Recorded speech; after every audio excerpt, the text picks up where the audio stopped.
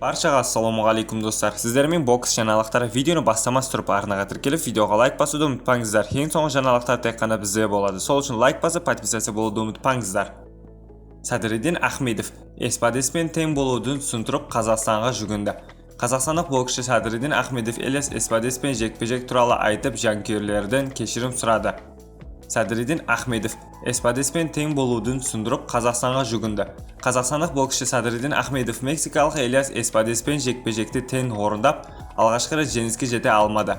Камеристағы Калифорния штаты бокс кешінің басты оқиғасы 10 раундта өтіп, жанкүйерлерден таң қалдырды. Жекпе-жектен кейін Ахмедов нәтижені жарақатпен түсіндіріп қарсыласын мақтады. Бұл бокс менің қарсыласым болды. Мен 5-ші немесе 6-шы раундта қолымды сындырдым. Бірақ бұл жақсы көрес болды. Меніңше, реванш өткіземіз. Мен өз елімнің бүкіл Қазақстаннан кешірім сұраймын.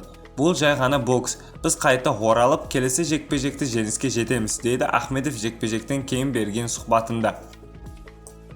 Промоутер Том Лефлермен жұмыс істейтін 27 жасар қазақстандық 2024 жылы нокаутпен 2 жекпе-жекті жеңіске жетті. Тең шығу ол үшін жаңа тәжірибе болды, бірақ ол қазақстандық жанкүйерлерді қуанту үшін жеңістерге қайта оралуға дайын. Сіздермен бокс жаңалықтары болды. Арнаға тіркеліп, видеоға лайк басуды ұмытпаңыздар достар. Ең соңғы жаңалықтар тек қана бізде болады. Біздің арнада әр күні видео шығады достар. Сіздермен бокс жаңалықтары болды.